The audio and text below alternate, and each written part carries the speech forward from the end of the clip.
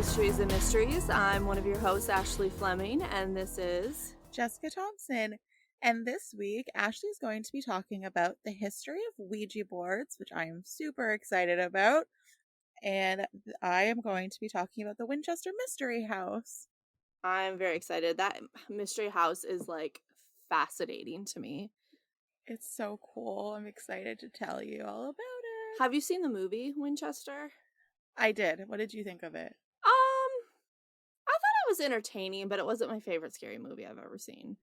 No, I honestly thought that it could have been better, and I was expecting a lot different from it, but it wasn't bad for what it was. Yeah, 100%.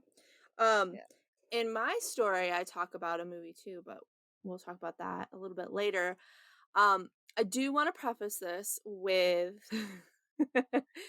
so I'm talking about the Ouija board, and of course with the Ouija board comes demons. And I'm adjusting my microphone, so I hope that doesn't sound weird. Hold on. Okay.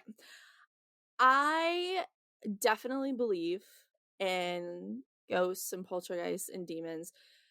So I am not going to say the demon's name because it has been said that even saying the name can kind of conjure him. And I just have really bad luck as a human. And if anybody were to get possessed, it would be me. So I love scary things. I love creepy things, hence the podcast.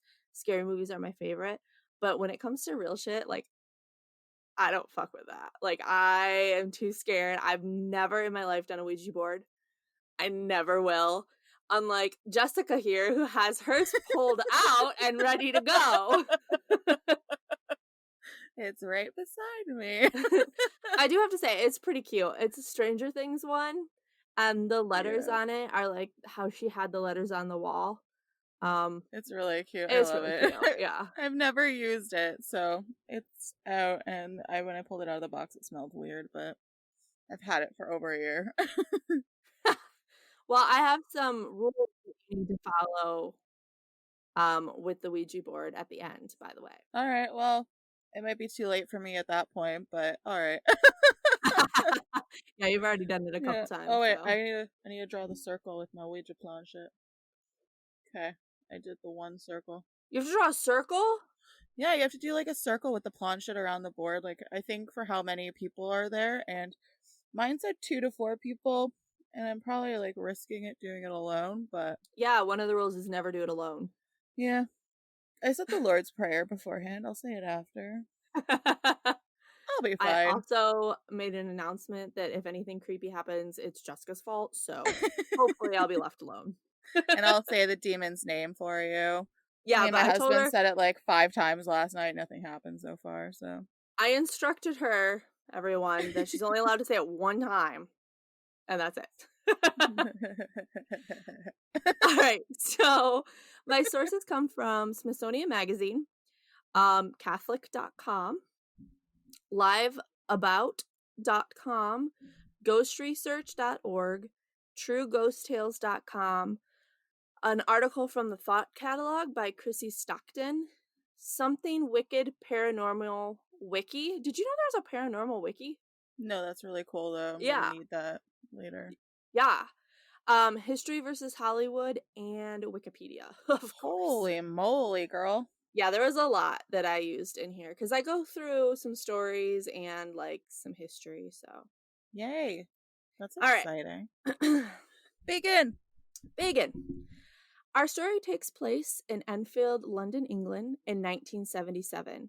2 sisters, Janet and Margaret, 11 and 13 respectively, were growing up in a normal London house with their mother and their 2 other siblings. And like any other normal preteens, and Jessica, the girls decided to play with a Ouija board one night. I love this story. Yeah. And this became a game they would come to regret. So, like, if this was a movie, now we'd have, like, transition music, and it'd be, like, old-timey, like, 1800s music.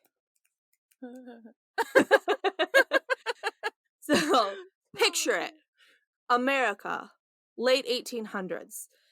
There's a mass migration and immigration going on to large cities due to the expansion of the industry. So, prior to this, it was mostly farmland and agricultural. There weren't cars yet, The Civil War had raged on for 4 years, killing more than 620,000 people. Life expectancy was less than 50 years old, and disease ran rapid. It's no wonder people were so quick to buy in to the new thought called spiritualism. And 2 sisters called the Fox sisters, who I'm going to do a story on later because they're fascinating. These sisters were prominent ladies of upstate New York, and they claimed they could speak to spirits. So they would go from city to city performing seances for people longing to speak to those who had passed on, especially if they had relatives that had passed on in the Civil War or went missing in the Civil War. They wanted to reach them. Fun fact, Mary Todd Lincoln had several seances conducted in the White House to reach her 11-year-old son who had died from a fever. I heard that. That's really cool. Yeah. So this obsession with spiritualism became the catalyst for the Ouija board. And the Ouija board first hit the shelves in February of 1891. So this has been around forever by a Pittsburgh toy and novelty shop. Yep. I bought mine at a toy shop. And I think I bought my first one at Toys R Us. Oh, rest in peace, Toys R Us. Yeah. I've since thrown that one out. Did it do creepy things? I had some spooky shit happen. I can talk about it later. Yeah, I'm really excited for those stories. But yeah, no, they were. So some of the first old-timey advertisements were Ouija, the wonderful talking board. Answer questions about the past, present, and future with marvelous accuracy. Never failing amusement and recreation for all the classes. A link between the known and unknown, the material and the immaterial. A New York paper said that it was interesting and mysterious, and said that it was proven in the patent office before it was allowed on the shelf. So I'm going to talk about that in a little bit too. And guess how much it sold for? 50 cents. Oh, you ruined it. $1.50. Yeah. So stuff was cheap back then. Yeah. Although $1.50 would have been pretty expensive, honestly. Yeah, I thought so too. I should have done inflation. On Let's Go to Court, every time they have an old-timey story, they mark up the price for inflation. Well, let's check it out. Give me a second. When was the year? 1891. It cost $43 in 2019. Holy crap, that's expensive. Mm-hmm. Wow. Okay. Yeah, so it's like, what cost $1.50 in 1891 would cost $43.21 in 2019. Also, if you were to buy exactly the same products in 2019 and 1891, they would cost you $1.50 and 5 cents, respectively. Wow. Yeah. That's expensive. Yeah. I don't think I paid that much for my Ouija board, but... Yeah, so I thought it was funny because how they first started marketing it was like a toy, like fun for all ages, you know? And so first, let's talk about the legend of its name. So a lot of people think that Ouija comes from putting together 2 German words, I believe, but that's not actually true. So there's 2 main investors, and one of the investors had a sister named Helen Peters. And Helen Peters was known to be a pretty powerful clairvoyant. So they had her and some of the investors use the Ouija board when they first kind of made it. And when they asked the board what it should be called, it spelled out Ouija. And when they asked what that meant, the board said, "Good luck." Now, one of the interesting things is that Helen Peters, who was there, was wearing a locket. And in the locket was a picture of a famous author. And I'm going to butcher her name, but I think it's Ouida. It's Ouida. And right above her image was her name. So it could have been someone seeing that and just misspelled it because it was far away, and that's how they came up with Ouija. We'll never know. That's fascinating. I did not know that. Yeah. So after naming the board, they took it to the patent office where they had to prove it worked to get their patent. So the test was, the patent officer said, okay, have it tell me how to spell my name. which supposedly wasn't known, like his real name. Huh. And the board spelled it correctly. Ew. So the patent officer, very shakily and scared, gave them their patent. Oh gosh. This board made a ton of money for the investors. Well, And yeah, it was eventually, expensive as shit. yeah, and everybody wanted it because everybody was trying to contact their loved ones. And, seances didn't come around all the time. You had to Yeah. wait for them to come to your city. So this was a quick way to try and contact your loved ones. Yeah. And they eventually left the company, original founders or investors, because they said that money ruins things.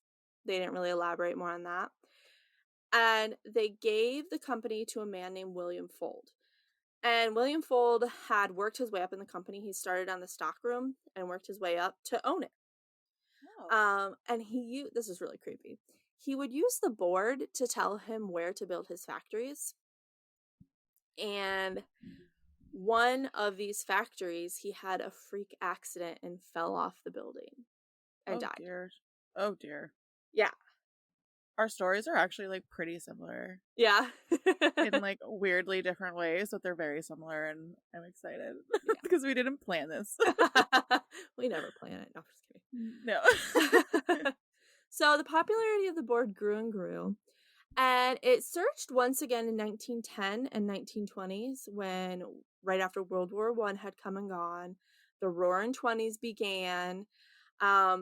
It was so common and so normal that Norman Rockwell released a picture of a man and a woman playing the Ouija board over the cover of the Saturday Evening Post. Like, just a nice everyday couple playing with the board. Just a nice family game. Yes. So, see, Ash, you should play with me. no, thank you. Nobody will. It's not fair. During the Great Depression, when everything was going to, shit, the Fuld Company, which it was now called, had to open more factories to meet the demand. And finally, in 1966, the game was sold to the Parker brothers, who eventually sold their company to Mattel, who now owns the Ouija board. Yeah, they do. So when the Parker brothers first got it, they sold more Ouija boards than they did Monopoly, which everybody knows Monopoly. And this was again during the Vietnam War, so you can see these rise and falls during the war when people were losing people and trying to contact them. And it was during the Vietnam War, the Summer of Love. We had a bunch of race riots all over the country at the time. And it looked like there was no end in sight for the rise of the Ouija board. That is until 1973, when a little movie called The Exorcist was released. So good. Oh, I love that. So I used to live in right outside of DC, and I got to see many times the Georgetown stairs where the priest falls down at the end of the movie and dies. Okay. Oh, sorry. Spoiler alert. Like how many years later? Yeah. Those stairs are so steep. If you fell down them, you would 100% die. Oh, yeah? Yeah, they're crazy. The true story of The Exorcist, which I'm going to do in a later episode, was actually a little boy that was possessed. And his aunt was known to play with the Ouija board very, very often. And so this is finally where the Ouija board started to scare the crap out of people. And they started to see it less as a fun toy for the whole family and more as a gateway to things we don't understand. This is where movies began to depict the board as a gateway to evil, and religious groups started opposing the board, saying it was Satan's preferred method of communication. So this whole shift in thought happened because of The Exorcist, which I think is crazy. Well, at least their thought process shifted, and it wasn't like, oh, let's see if we can make this happen. Yeah. Like at least people were smart about it in a sense, right? Mm-hmm. Yeah, 100%. So, yeah. So one of the places I really wanted to look for information kind of about the more demonic, haunting nature of the Ouija board was the Catholic Church, because they do the majority of exorcisms. And so I figured they'd have some interesting information. And they said that these boards are no joke, and in fact state that 90% of their worst exorcism cases can be linked back to Ouija boards. Huh. Jessica. Mine hasn't moved yet, so I think I'm okay. We haven't gotten into the creepy stuff yet. So I'm sure I'll be fine. Ghostresearch.org is a organization that researches ghosts. And they warn that the use of the Ouija board can be very dangerous. Most people using the board are novices with the spiritual world and do not know how to cut off communication or recognize when dangerous things are happening. They say that most spirits who contact through the board are from what's called the lower astral plane, which is often spirits who are confused and may have died violent or negative deaths. And many times, several spirits try to come through at once. And it's really bad if you ask them to do something physical, because this opens the doorway for them to connect with our world and allows them to come in. And you don't know who or what you're letting in. No, and I mean, even when I've used it in the past, like I've never asked for things like that. I just asked general questions, and you got to make sure you say goodbye at the end. And I didn't know that the first couple of times, but the first couple of times nothing really happened. So I just sometimes I got scared and chucked it into the backseat of my car, or I had it in the trunk of my car for the longest time before I finally like put it out on garbage day, and I'm like, bye, see ya. Because I started getting really stressed when I was driving, and I used to drive by a couple of cemeteries. So, and then I didn't even realize till a couple of years later. My friend's like, "Yeah, that's the time where you had like your Ouija board in the trunk of your car, and you were really stressed driving." And oh my gosh, yeah, so it was weird, but I've never had anything negative happen. So knock on fingers wood. crossed. So, probably one of the reasons too is this demon that I'm about to talk about. He preys on people who are scared. So they say if you are afraid of him, if you have a fear of him, don't use the Ouija board, because he will come out and is drawn to your fear. He also prefers females, and he prefers people who have some sort of mental illness, such as, depression, anxiety, stuff like that, so he can prey on them easier. We just refer to him as, can I say his name? Yes. Okay, so we refer to him as Zozo the clown instead of Bobo the clown. You are itching for him to come and get you. Well, I'm not afraid, so, and he just said he preys on people that are afraid of him, and I'm not really that afraid, so. It's not just people that are afraid. Well, but that I think increases your chances. We said his name like 4 times last night between the two of us, my husband and I, and nothing happened, so I say we're safe.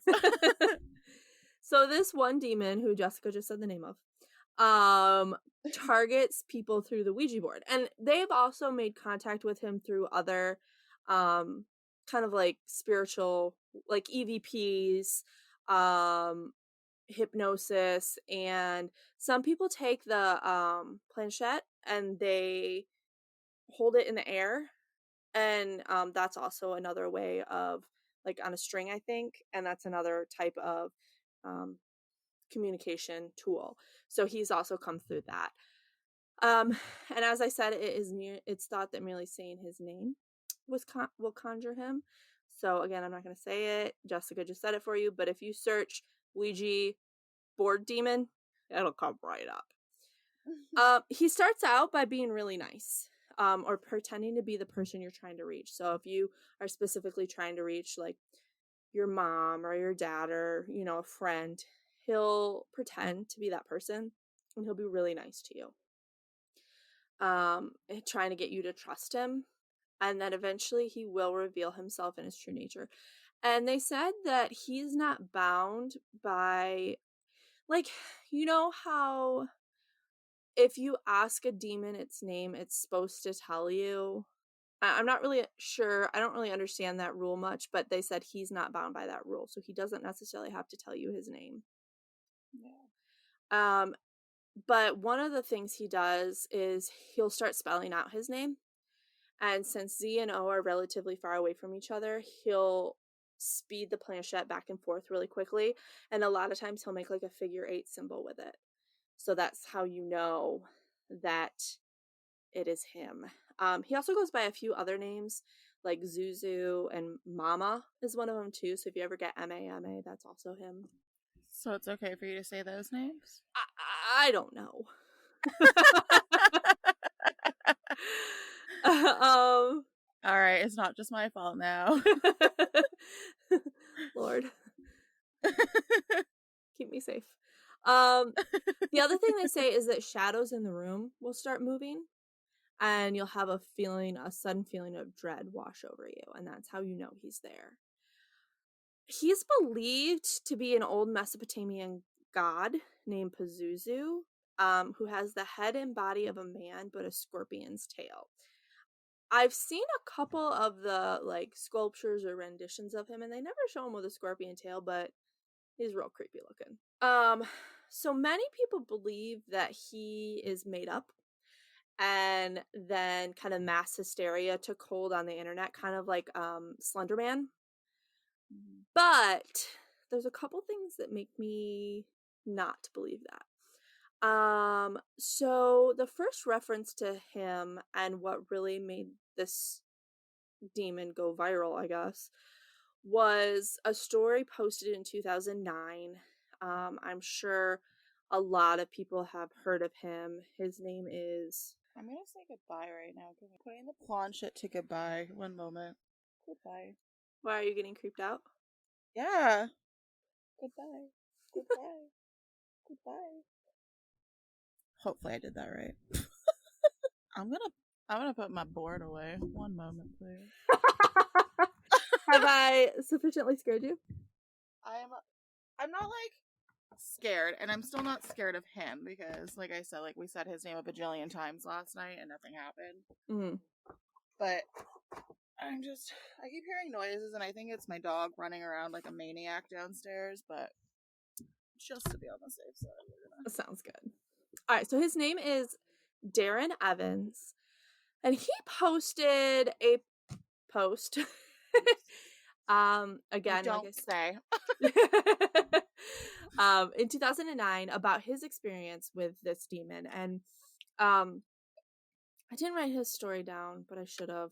I'm gonna try and do it from memory. I might have to cut things around, but we'll see. He started playing with the Ouija board, and he contacted this demon, and he said that it started out like everybody says, where he was really nice to him, and eventually he started turning mean and attacking his girlfriend and her daughter. And he said his girlfriend basically became like comatose and was basically possessed by him, and the daughter almost drowned in a bathtub. She said the girlfriend said she turned her back for 1 second, and somehow this 1-year-old daughter, I think she was 1, seems a little young for a bath. I don't know. I'm gonna cut that out.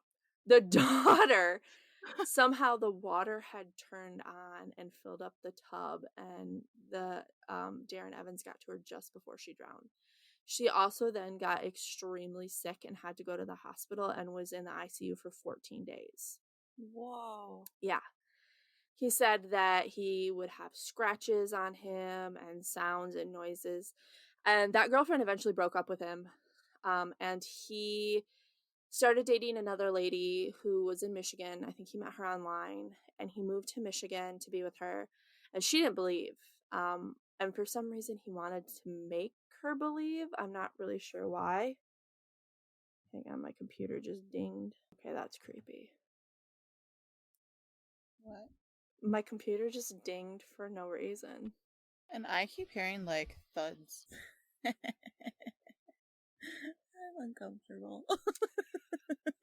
Me too. So he, for some reason, wanted to make his new girlfriend a believer, so they did the Ouija board with her son and I think a couple of their friends. And he said, "Can you show me yourself?" And Sorry, I have a question. yes. Was this before or after the daughter incident? This is after. What? Yeah, I don't understand. What a moron. I'm sorry. Yeah, so he said, "Can you show me?" Well, and I don't think he knew at the time, or maybe hadn't put it together yet, that this was Yeah. happening because of the demon. Um, so he said, "Can I see what you look like?" And he said, "Yes, turn the light off and take a picture." Ew. And he did. Blech. And he posted it online, and you can find it if you want. I did not look at it. So this post that went viral was in 2009, right? Well, in 2005, so 4 years prior, a Nigerian message board mentions this demon by name. And a book that was published in 1818 also mentions this demon by name. Wow. He's not, however, found in the Bible anywhere. So that's why people are like, well, maybe he's made up, but I feel like it's pretty strong evidence if it's. So back in 1818, this little girl, well, it was 1817, got possessed by 3 demons. And one of them, she said, was this name. And then they published a book. So I feel like it's not something that this Darren Evans guy made up and made go viral, because it had previously been mentioned. Yeah. But, I mean, at the same time, it hasn't been mentioned super often, so maybe he was just trying to bring it back and Maybe. repopularize it so he can Mm-hmm. get some commission. Possibly. He does have a book out about everything that he wrote with a paranormal investigator, which sounds interesting. But so this demon is the one that is said to have haunted the 2 sisters from the beginning of our story. After playing with the board, they began to hear noises, knocking on the walls, growling. The girls would levitate, and furniture would move of its own accord. Is this the Enfield haunting? Yes. Okay. The youngest, Janet, even spoke to paranormal investigators in a voice not of her own. And they said that to make this voice, she would have had to use hidden vocal folds, which is thought to be impossible. Ew. And he claimed that his name was Bill and that he had died in their house years ago. However, if we're to believe what the videos and sound recordings say, so right as this started happening, their mom called in 2 paranormal investigators and I believe a reporter. And so they started videotaping and recording everything. This is actually one of the most documented hauntings. And from what I know about ghosts and poltergeists versus demons, it seems like an old guy that died years ago in a chair would not wreak this much havoc. No. And to me, it seems more demonic. And this actually, if a lot of you recognize it, the story, it's the plot for The Conjuring 2, which I love. And it has the Warrens in it, which I know, Jessica, you said you're going to do a story on the Warrens, so I'm super Yes, excited for I that. am. I love them. Oh my gosh, I do too. They're so interesting. Yeah, they're pretty cool. Yeah. And I love how they're portrayed in all the Conjuring movies. Yeah. But so they said that movie obviously kind of fictionalized a lot, but it did stay pretty true to the story. And there's a lot of other accounts of this demon, famous accounts. Like I said, the little boy from The Exorcist was said to have used the Ouija board, so they do believe that the Exorcist demon was this demon as well. The Enfield haunting. And there was another famous case where they believe this demon came out. And there is a video, which again I did not watch, of some girls playing with the Ouija board. You can find it on YouTube. And one of the girls named April gets possessed by him, and they have it on video. Oh. Yeah, I refuse to watch actual exorcisms because it's just like I said, I don't like to mess with the real stuff. It creeps me out too much. I find it fascinating. I will read about it all day, but I don't want to actually see it. I just feel like that's welcoming something into my life that I don't want to welcome. But was it legitimate or were they acting I don't or know. I read about it on quite a few sites. So I don't know if it was, I mean, who can say, if it's legitimate or acting. Even in these Enfield murders, some of the stuff that happened, the girls said that they did themselves trying to trick the investigators. yeah. So, you know, is it real or is it not? Who knows? Will we ever know? So, one of the things I wanted to talk about too is for those of you that aren't believers, there is a psychological reason behind why they feel the Ouija board works. So, scientists believe that the board is indeed powered by us because of the idiometer effect. So, all the way back in 1852, a scientist by the name of William Benjamin Carpenter examined automatic muscular movements that take place without us intending to do so. So, an example of that is like crying at a sad movie. You don't necessarily mean to do that. Like, every single time I watch The Notebook, I bawl at the end when they die. Every single time. Yes. I know it's coming. I don't want to cry, and yet I still do it. So that's an Oh, example. I'm constantly crying in movies, whether they're happy, sad, or anything in between. I cry no matter what in a movie at least once.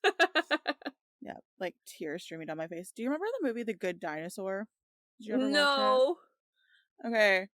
It's a cartoon movie about a dinosaur. My sister and I, first 5 minutes of that movie, were sobbing uncontrollably. And I don't know why, but we just could not stop crying.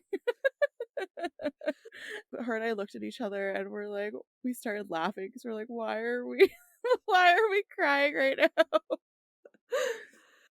I saw this picture of like a mom dinosaur with a baby dinosaur, and the meteor was coming, and they were like scared, and she's like, "It's okay," and I started crying. Yeah. It was sad. Was that from Land Before Time? No, it was like a random Oh, stupid picture. that's so funny.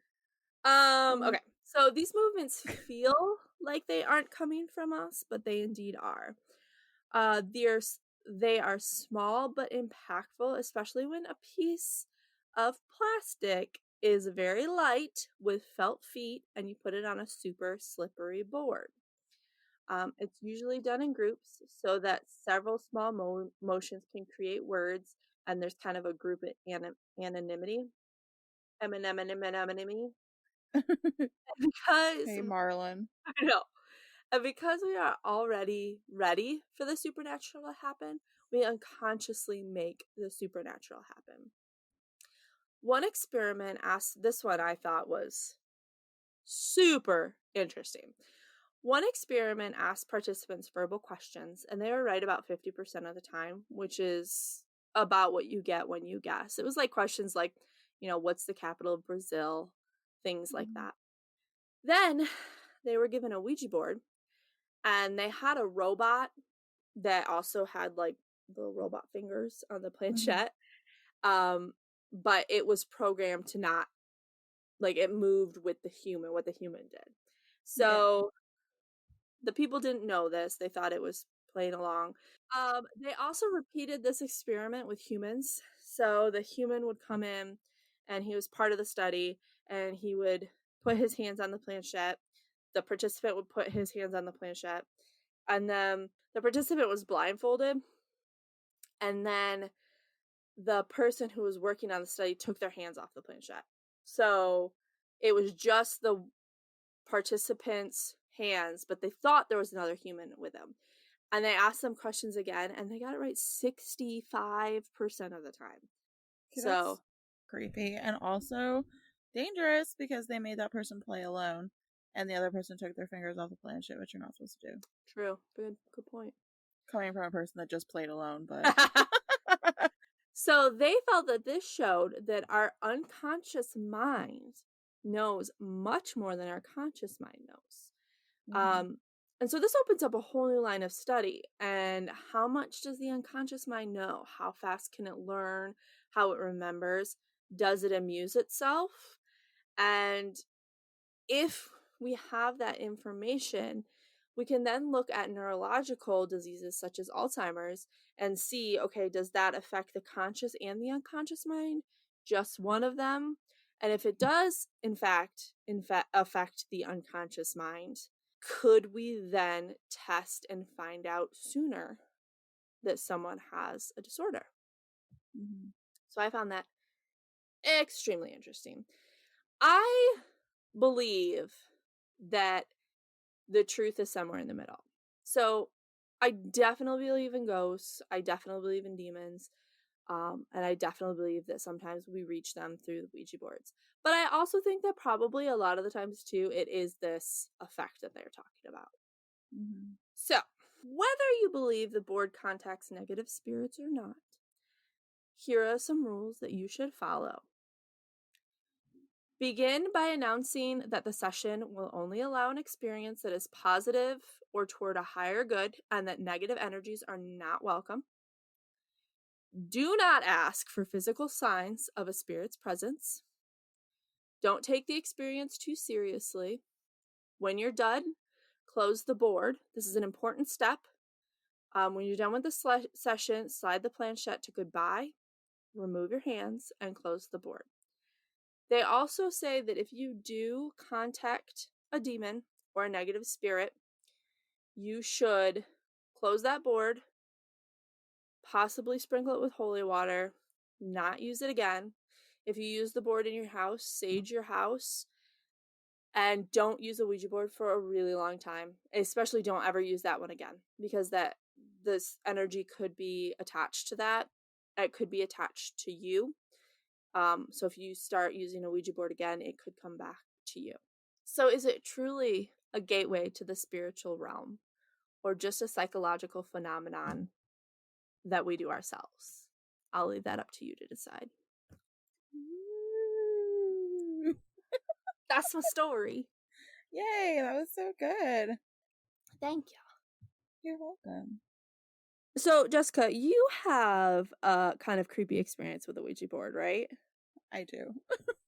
Let me hear it. Okay, so I was in my car because up until tonight, I've never opened my Ouija board in my house or anything. Like, I always just did it in my car. I don't know why, because my car could get taken over and I could die, but beyond that, at least it wasn't in my house. So yeah. So I had a friend with me that was stupid enough to do it with me. And we drove to a cemetery and we parked on the shoulder of the road beside the cemetery. Like, we didn't actually go into it.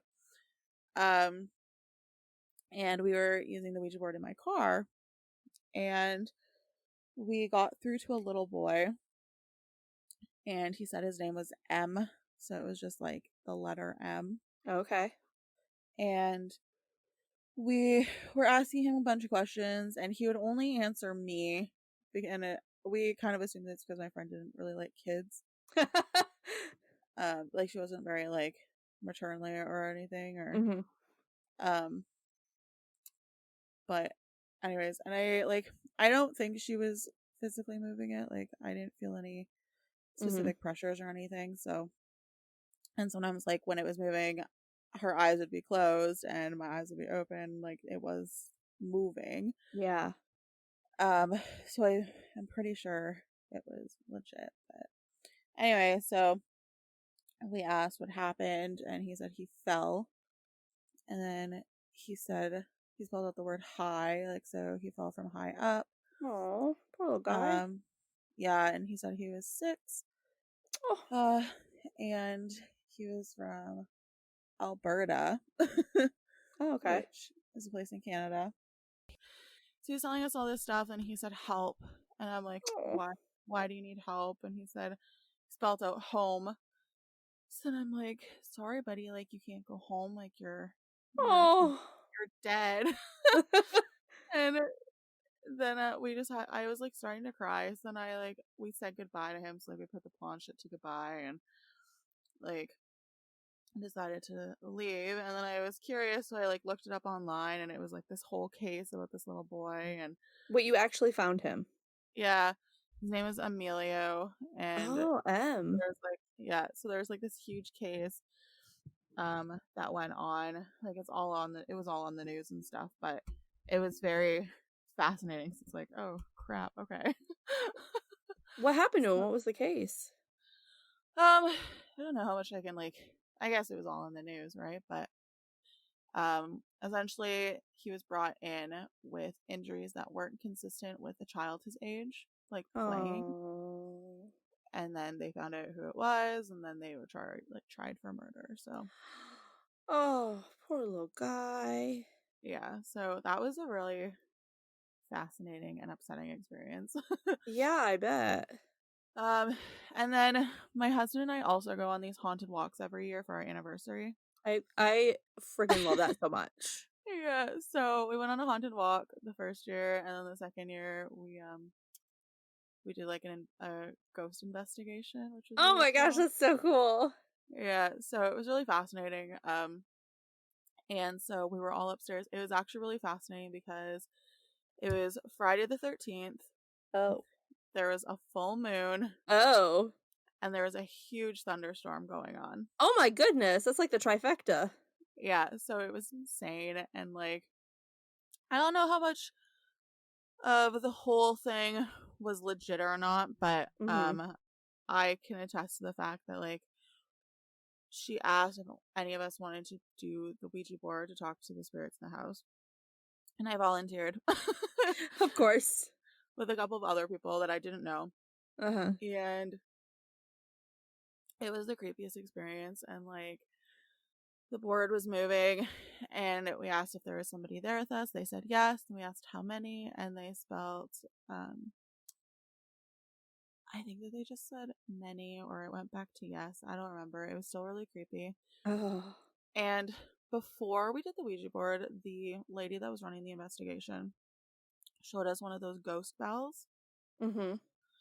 So it takes like a lot of effort, because she had a bunch of like humans like try and move it to see how like easy or hard it was Mm-hmm. for it to like ding loud or whatever.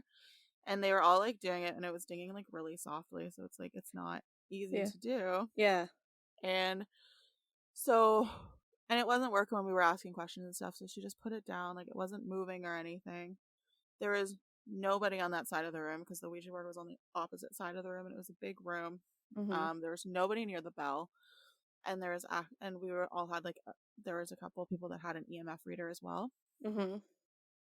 And so we were using so creepy. We were using the Ouija board, and we asked if they wanted us there, or if they were happy that we were there. And it slowly started drifting to no. Oh. And then all of a sudden the bell started like dinging really loudly behind us. And then the EMF reader went off at the same time. Oh my gosh. Yeah. So that was really creepy. So the investigator, she's like, okay, we need to like say goodbye. So like you need to move the plancha to goodbye, say goodbye, like, and we're like, okay. Oh my gosh. Yeah, it was super creepy. And like there was nobody near the bell. And then when we went downstairs, we all like gathered in a circle, because we were gonna try and like speak to whatever was there. Mm-hmm. And this is the part where I think it was a little played up. And I Okay. think somebody else was around that like we just couldn't see, Mm-hmm. because there's other stuff going on outside, like escape games and stuff, like escape rooms. Oh, okay. So, and there's a lot of people like walking around in like shadow outfits. So, and we were like inside this old historical building. Like, it was so fascinating. Mm-hmm. And I think somebody was standing outside when they did this, but I could be completely wrong. I really wanted to go back again that year, but it's so expensive just to like see if the same stuff happened. But Yeah. it was still very scary. Yeah. They turned the radio on to static, or they had it Mm-hmm. like really low. And then she started antagonizing whoever was there Oh. because they were trying to like recreate something. And then all of a sudden, yeah, I think the radio was like very quiet or something. And then all of a sudden it like went super loud or it just shut off. And then you Oh. heard like a loud, like heinous bang behind us. Oh. And then we all jumped. Like I jumped because we were like all holding hands, and I was holding a hand with like this guy I didn't know, and he like jumped and screamed, and I'm like, wah! Oh gosh, yeah. So, but I'm not entirely sure like how real or not that was, but it was still pretty Mhm. creepy and like still pretty cool. Like Yeah. we just had like a couple candles lighting the area, and it was like this huge storm going on. And That's then crazy. when we were leaving the house, the investigator, she's like, don't look back into the house when you're leaving because then that's inviting something to go home with you. And my Yeah. husband's my husband's like, do you want me to do it? And I'm like, don't you dare, or you're not coming home with me. So I like just shimmy my way out of the house, and I'm like, we have to gather on the porch, so I'm just like standing there with my back to everybody. I'm like, nope, not looking in. Not looking back. So yeah, those are like a couple of like fascinating experiences I've had. But That's really, really cool. yeah, and then I just get really stressed out anytime I drive by cemeteries, and I like always like pray, and I'm like, I don't believe in them. I don't believe. Don't happen.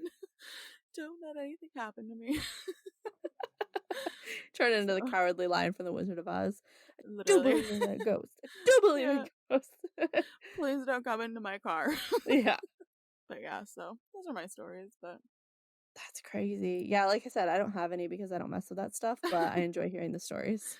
Yeah, I've done like several ghost walks or like ghost tours, but that's obviously just kind of like hearing the stories. But I have tried to take a couple pictures like into the places that we're talking about. I've never gotten anything. Um, and I did go to I used to live in Charleston, South Carolina, and they have what's called the old jail. Um, they I don't understand this, but the old jail is one of the most haunted buildings in the country.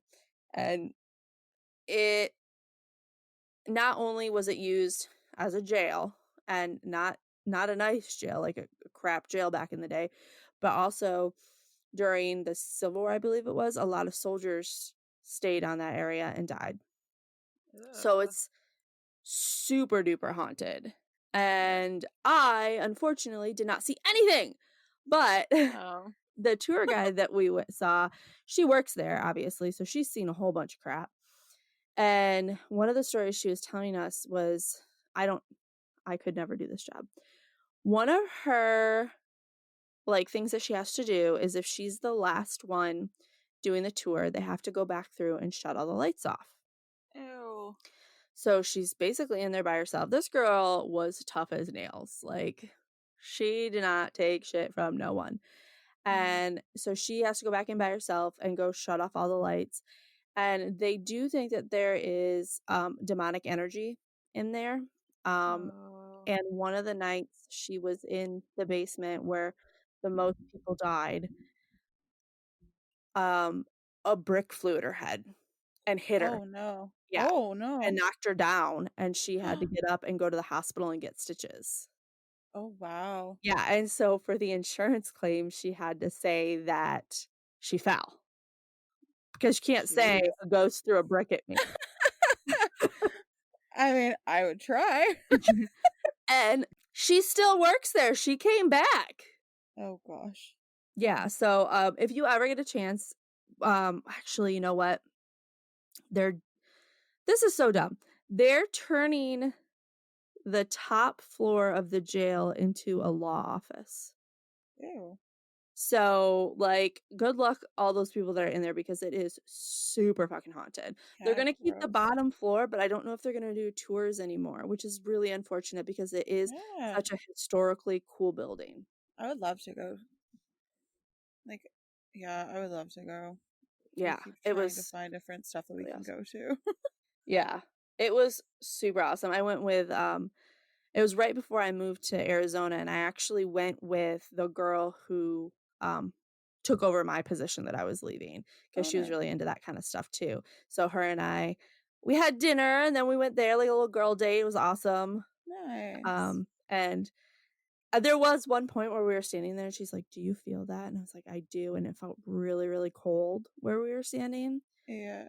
And then I noticed we were by a window, so Oh, that's funny. yeah. So Yeah, it's funny because like my husband doesn't like really believe in that stuff, but he always like feels things. Like when we were at Black Creek Pioneer Village, which is where we usually do like the haunted walks and stuff. So our first year we were there, we were in one of the like more haunted houses, and he's like, "Do you hear that?" And I'm like, "Hear what?" He's like, "I hear a bunch of like ladies whispering like in the room behind us, and there's like oh. nobody in that room." And I'm like, "Nope, definitely don't."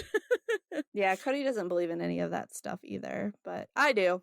I do So too, but I never like experience a lot. And then Kyle, yeah. like my husband, like he always experiences more than I do, and I'm like, okay. I think that even if Cody experienced something, he would justify it somehow logically. You know what I mean? Yeah, Like he wouldn't even know, and like the whatever was trying to get to him would get so frustrated and give up and move yeah, on. yeah. And the thing is, like, we were upstairs. There's nobody else around us. Like everybody else is downstairs, Mhm. looking around, and I didn't hear anything, so it wasn't like it was like sound moving Mhm. upwards, right? So Mhm. it was very weird, but Yeah, that's awesome. Well, yeah. let's hear your story now. I'm really excited.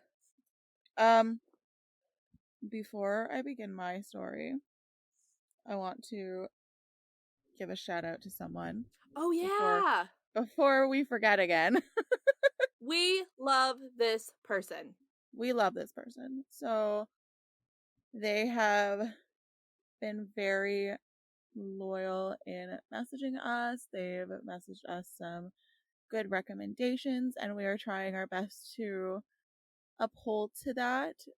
Sometimes some stories don't have as much information as we would like, so we're trying our best. But we just want to give a really big shout out to Marissa Ann. They follow us on Facebook, and we just really, really appreciate you and your kindness. So thank So you very kind. much. We Yeah.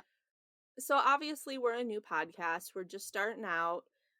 We obviously don't have a ton of listeners or followers yet, and you have been there day one and just so nice, and we just love you so much.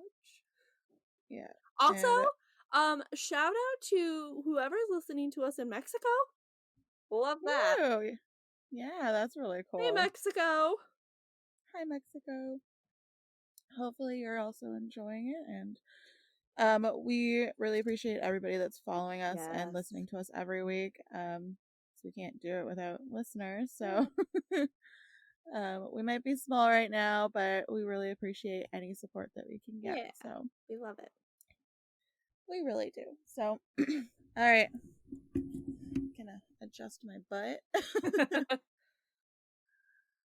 All right. So I'm glad your story was longer because mine probably isn't going to be very long. But I'll do my best because it's going to be hard to top your story because that was really fun.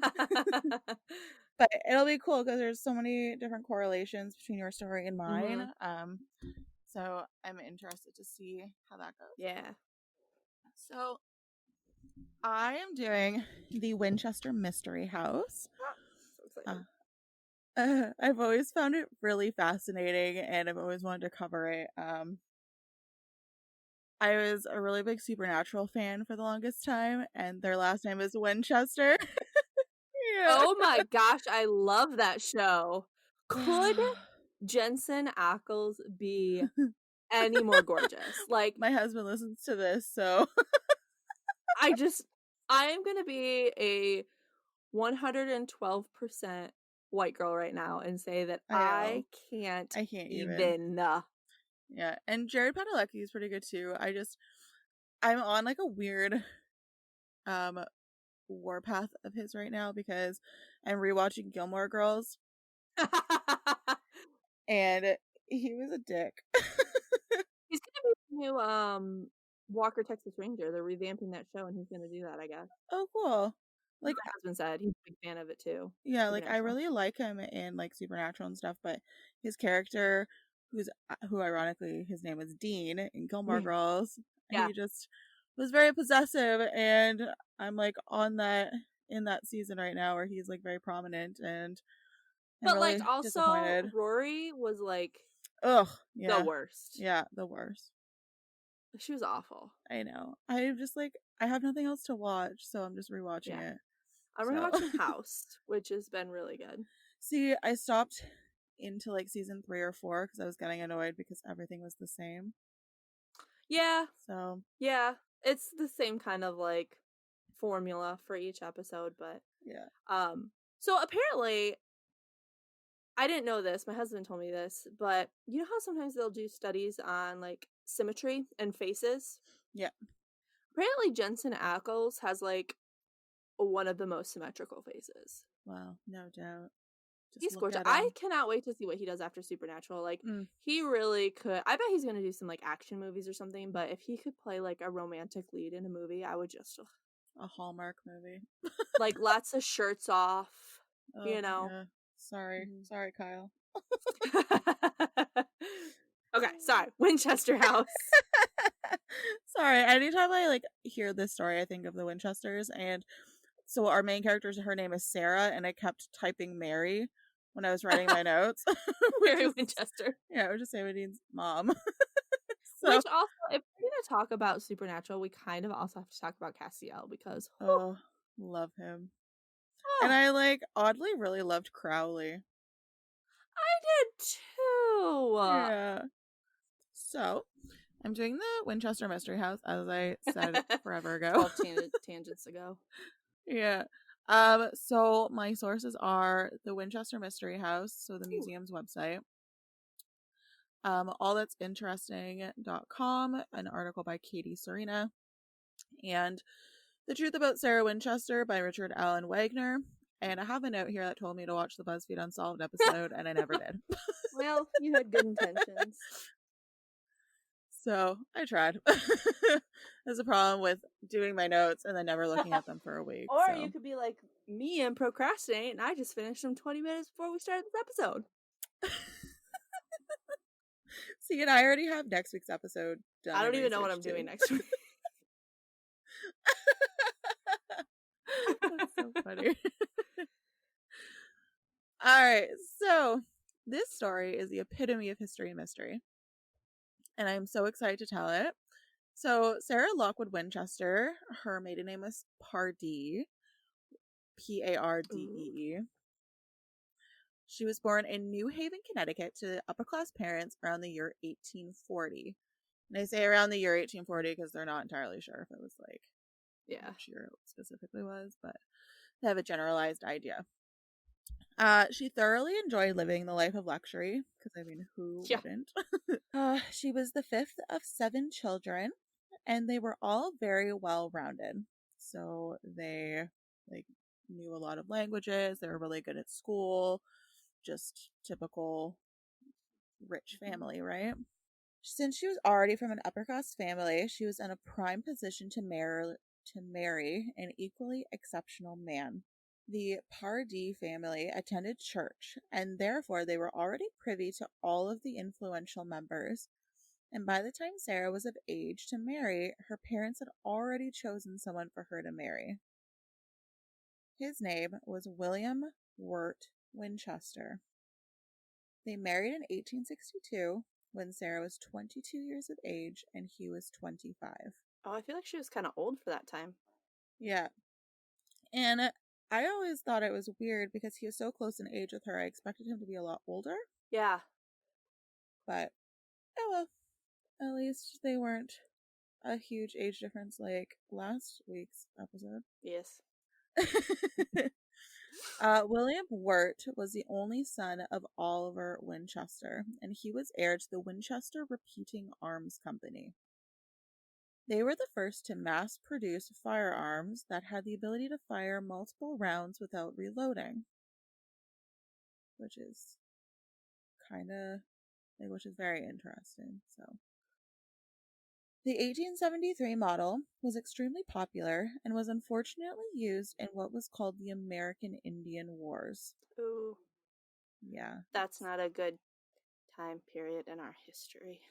No. So, this shapes Sarah's future life essentially, and all the work that she basically did. So at least somewhat goodness came out of it, right? Due to these sales of the gun, the Winchester family became insanely rich, and William worked as a treasurer for his father's business. 4 years into their marriage, Sarah gave birth to their first child, Annie Pardee Winchester. Oh, I like that name, Annie. That's cute. Yeah, super cute. Unfortunately, just a short month or so after her birth, young Annie passed away due to a rare disease. Aww. Yeah, very sad, very tragic.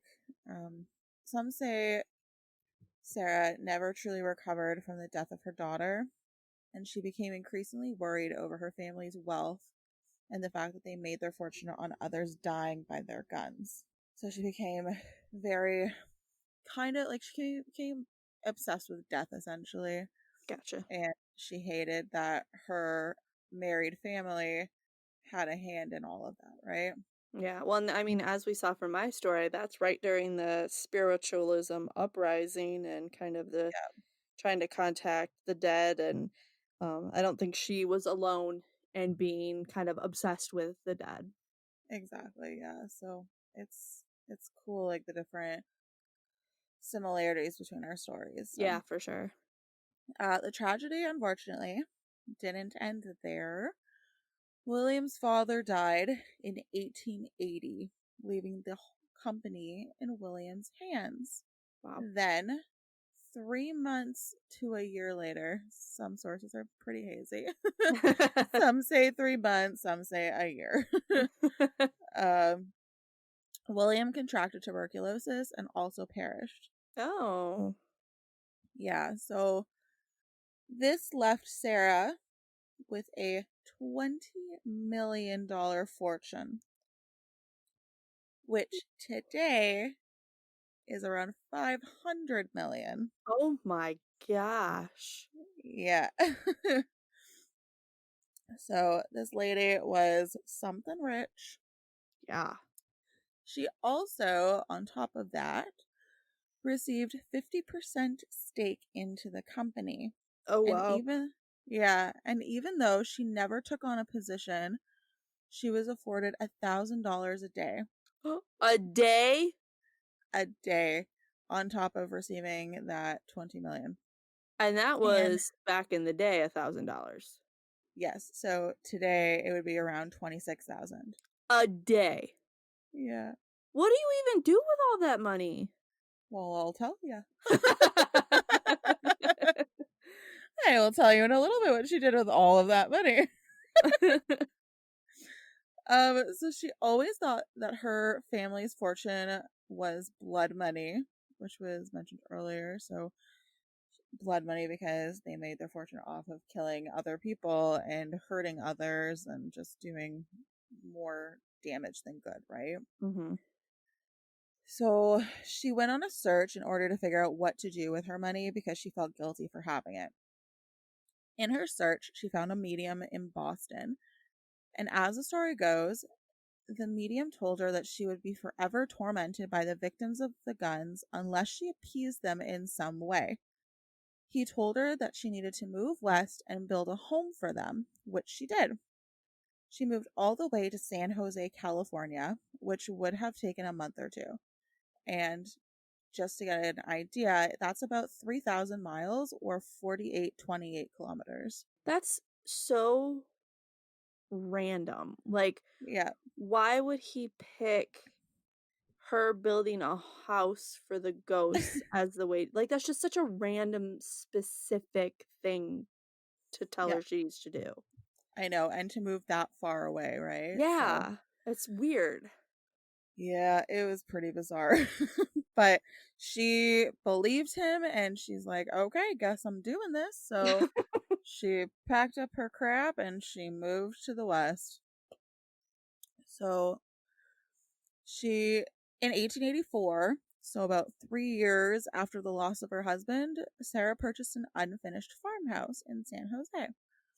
In order to ensure construction started, she hired a team of carpenters. They would build onto the farmhouse when she wanted and how she wanted. And they would also work 24/7, these carpenters. So, like, they Ugh. would never stop working. That sounds awful. Yeah, well, there's, like, different teams, right, and did rotations, so it wasn't just the same people nonstop. But, yeah, it's pretty brutal. Said she'd have to try and sleep through that, and it's just... that would be so hard. I hate construction noises. Yeah, same. They're building a fence in a couple of our neighbors' backyards right now, and I get annoyed when I wake up to the sound of hammers. They are building an apartment complex behind my house. So right now we butt up to a cornfield. Yeah. And they are going to build an apartment complex back there, which I'm really upset about. But it's going to be 1 story, which thank goodness, because if it was any more than that, they'd be able to see right into my backyard. Yeah. That's good at least. Yeah. So soon the farmhouse was now a 7-story mansion, which reduced to 4 stories after the earthquake in 1906, and it would never go higher than 4 stories after that earthquake. Yeah. So the carpentry team was working on the clock, which I said, because Sarah feared that if they stopped, the spirits would be angry with her. Oh.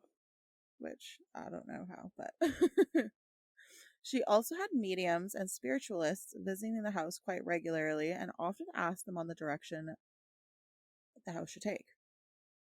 She also supposedly held seances every night. Every night? Every night at midnight in Wow. order to receive the next day's building instructions from the spirits. Did she use a Ouija board? My next note is this allegedly involved the use of a Ouija board and planchette. That's hilarious. Yeah. So that's why I said our stories like line up pretty well. Yeah, they do.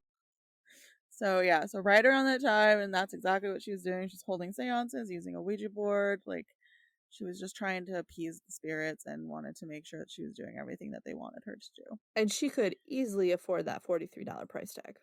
Exactly. Exactly. She also wanted to confuse the ghosts, which I don't get it, because she wants to appease them, but then she also wants to confuse them. Yeah, wouldn't that make them mad? Yeah. So she wanted to confuse them, hoping that if she made peculiar additions and adjustments to the home, that the ghosts couldn't find her and haunt her. Which, Okay. you're using a Ouija board every single night. Like, they're gonna know where you are. Yeah. Yeah, I mean, you can't make sense of a mad woman's mind. It's true. I mean, yeah, that's true, right? Because, like, she did lose quite a lot. Like, her whole family essentially Yeah, died. it probably broke her. Yeah. So, it's sad. Mm-hmm. But it gives us an interesting story. So, here we are. Some of these oddities included staircases that abruptly ended. There were windows that opened into interior rooms. Doorways that had several story drops, and like on the other side of them. So there's like this famous picture of a door on like the 2nd or 3rd floor of the exterior of the house. So there's just a door there, and then you open it and you're outside. Like, you could, if you're not paying attention, like, you'll walk out of the house and fall. Oh, that's awful. Yeah, it's very weird. And there's also hallways that appear to go nowhere, so they would just kind of like zigzag, and then you'd end up at a dead end, and you'd be like, okay, I guess I gotta go back. Huh. Yeah. So interesting fact, the prime numbers 7, 11, and 13 are displayed throughout the house in various ways. So in the number of windows in each room, number of stairs on a staircase, the number of lights on a chandelier, etc. Interesting. Yeah, because apparently those were good. Like, those prime numbers were linked to the spiritual realm or whatever. Okay. So Even though she was making strange additions to the house constantly, she also had quite luxurious items in the home, including stained glass windows, which were handcrafted by Tiffany & Co.'s first design Oh my decorator, gosh. or yeah, first design director, sorry, Louis Comfort Tiffany, which Like he I had didn't, the name Tiffany. yeah, his Wow. last name is Tiffany. Wow. Yeah, yeah. So he was the first design director, and he designed her stained glass windows. Wow. Those would be cool to see. Yeah, exactly. I saw some pictures and they were really Yeah. nice. So, um, the mansion also had the most advanced technology, including forced air, central heating, and running water. Ooh, she got fancy. Yeah, it was very fancy. She was also one of the first to make use of a shower, Oh, and she had elevators. So, two were hydraulic based, and one was run by electricity. interesting. So, yeah, very interesting indeed. And it was funny because I was researching this and I was looking at all the luxurious stuff that she had. I'm like, she better have had an elevator. And she did. I was going to be very disappointed if there was no elevator, but thankfully she had a couple. So, um, Sarah died peacefully in her sleep in 1922. And when news of her death reached, the construction workers immediately halted what they were doing. So you can still see nails were half driven into the walls Huh. because they just, like as soon as they heard, they just stopped mid swing and walked away. Interesting. Didn't a lot of the Yeah. construction workers die too working on the house? I never read anything about that, Okay. but that could be fact. I thought I heard that was kind of like the cursed job where like a lot of them were dying. But that may also have come from the movie, which I'm sure was fictionalized a bit, so I could just be talking out my Yeah. butt. I don't know. I read so many sources and I never like heard anything mentioned Okay. about it. So, um, you could be right, but I never read anything about Got it. it. Her house went into the hands of her secretary slash niece, who then sold it at auction. Yeah, I would not want that mess. No. So here are some interesting facts about the house. So from 1886 to 1922, construction seemingly never ceased as the original 8-room farmhouse grew into the world's most unusual and sprawling mansion. So it featured 24,000 square feet, Oh my gosh. 10,000 windows, Oh my gosh. 2,000 doors, 160 rooms, That's insane. 52 skylights, That's pretty. 47 stairways and fireplaces. I do like a good fireplace. 17 chimneys, which you have all these fireplaces. Why don't you have more chimneys? But to each their own. Maybe they like connected and like Yeah. 2 or 3 used one chimney. I don't know. Is that a thing? Can that happen? I don't know. I don't know. Or maybe some of them are just like unusable and they didn't need a chimney. Mm. 13 bathrooms, which there's 160 rooms. Yeah, that doesn't I seem would like have, enough. yeah, like I would have definitely expected more bathrooms, but Yeah. I guess though uh, ghosts aren't using the bathroom and she was really making most of it for the ghosts, so very true. 6 kitchens. well, why do you need that many kitchens and only 13 bathrooms? That doesn't make sense. I know. And it was built at a price tag of about $5 million in 1923 or 71 million today. Oh my gosh. Yeah. So she like barely touched her fortune. What happened to all of it? I'm assuming it went to her niece Wow. because I'm assuming like if she put the house in her niece's name that it was Yeah. that the money also went to her. Yeah, But that makes sense. so that's my story. I do have a timeline of the house when it was kind of sold at auction Oh.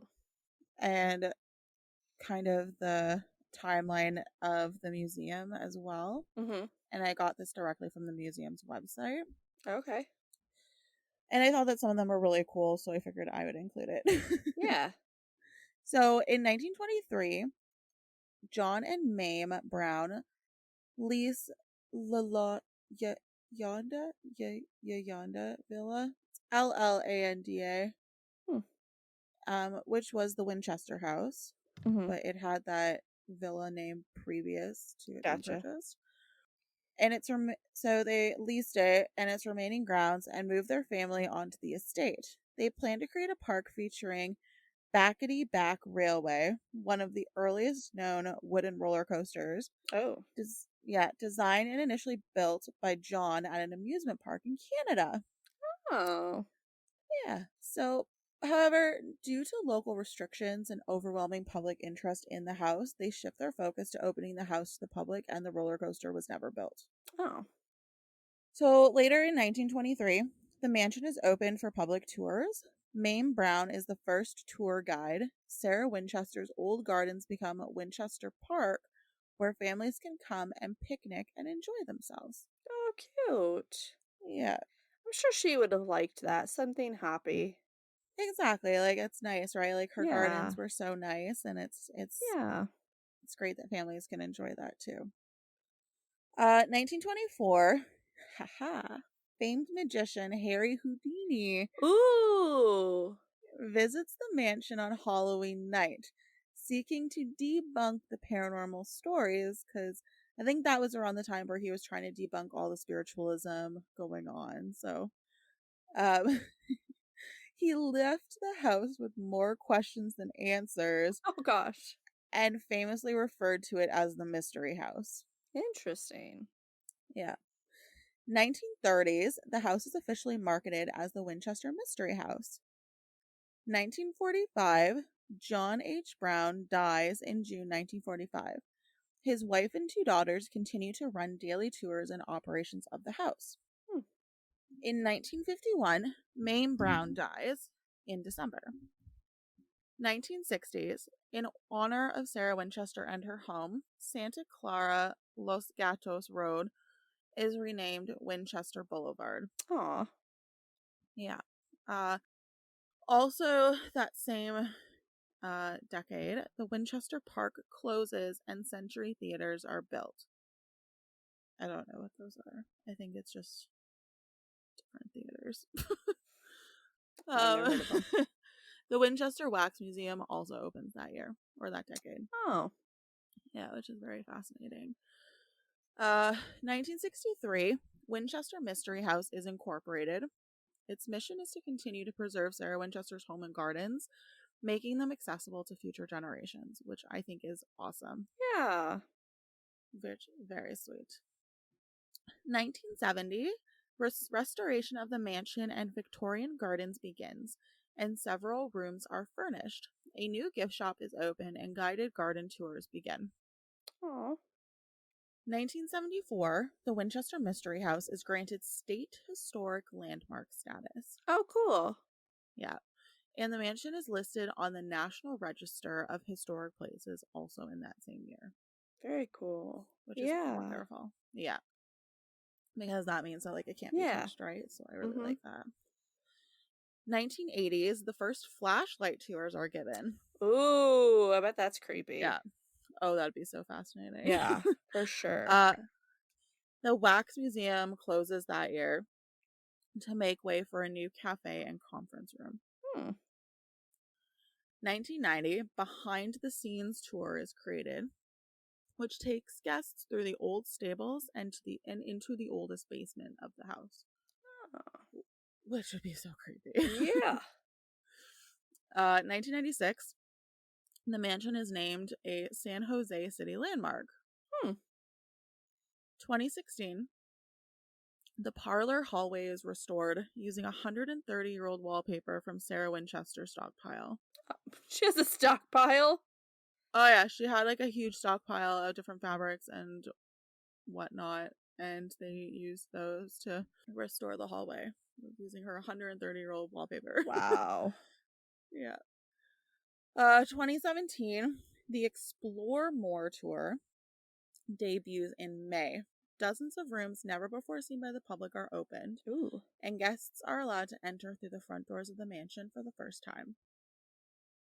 Also in 2017, filming begins on the Winchester movie, Oh, they actually filmed in that house? I didn't realize that. apparently. Oh. Yeah. I mean, I don't know if it happened in that house, but it's saying that in 2017 the filming began. So Oh, I gotcha. Okay. I'm sure that they used certain aspects of the house, but I'm not entirely sure if filming specifically took place there or not. Gotcha. 2018, Winchester, the feature film, is released, starring Helen Mirren as Sarah Winchester. 2019, the Winchester Mystery House begins Unhinged, the all-new immersive theatrical horror experience. Oh, that'd be cool. Yeah, so I really want to go to this house. Yeah. But California is so far away from me. It's not too far away from me. I know. I'll go and I'll videotape it and send it to you. Oh, okay. Or we can just meet up and go together. Perfect. Awesome. All right. So that's it for my timeline, but I do have a few haunting stories. Ooh. So some have seen the wheelbarrow ghost working at the fireplace or pushing a wheelbarrow around. So they thought that he was an old worker that used to work there, and Gotcha. he's just doing his daily chores. Doing his thing. Yeah. How mad would you be if you died and the rest of eternity you just had to do your job still? Honestly, how crappy would that be? Right? I mean, my job is typing at a computer, but... Yeah, I mean, I love my job, but I wouldn't want to do it for eternity. I want to relax. Exactly. I want to relax and, like, haunt people. I was just going to say, maybe play some pranks on some people. Yeah. I don't want to work. On tours, people have reported their shirts or skirts being tugged on. Ooh. A maintenance worker heard footsteps the floor above him. So when he went up to tell the trespassers to leave, there was no one there, and the footsteps always appeared to be a step ahead of him and a floor above him. Oh. His search ended up on the roof, and nobody was found. Oh. Yeah. Oftentimes, shadow figures are often seen roaming around corners, down long hallways, or in windows, which, yuck. Mm-hmm. A worker was on a ladder and felt a tap on their shoulder, and then a hand pressed on their back. Ooh. When they turned around, no one was there. Ooh. Then the worker promptly left and never returned. Yeah, I don't blame him. He's like, I'm out of here. During the 1906 earthquake, Sarah had been trapped in a room until workers could set her free. She then had that room sealed up. It was just recently opened a year or two ago. So back in 2019, I guess, like a couple years before that. And when giving a tour in that specific room that she had had locked up for forever, a tour guide heard a loud sigh. Oh. So they went out into the hallway to gather the straggler from the group that she had and saw no one except a shadowy figure going around the corner. That ghost was tired of her shit. Yeah. So the tour guide followed the shadow figure, and then they heard another sigh, and then it was gone. It's just, the ghost is just like, oh, stop following me. Yeah. So the ghost was tired of her shit. Mm-hmm. It's tired of people in her home and just wanted to be left alone. Yep. So, but that is my story. I know Loved it wasn't like super, super long, but no, I loved it. There's only so much info I can gather on it. So, loved it. Thanks. I always find Sarah Winchester very fascinating. It's like you had all that money and then you just didn't do much for yourself. It's interesting because it's paranormal, but also there's such a psychological aspect to it too. Yeah. So that's our show today. We hope that you enjoyed it. Yay. If you want to follow us, we have a couple of social media pages. So on Facebook, we are Histories & Mysteries. On Instagram, however, we are History and Mysteries, spelled out because they don't like special characters on Instagram. And if you want to email us any fun stories you have or things that you want us to cover, anything that you find fascinating, if you have like personal stories of true crime, paranormal, anything, any cool family history, let us know. Our email is historiesandmysteries, spelled out, 515 at gmail.com. And we would love to hear from you. So don't hesitate to email us. Yeah.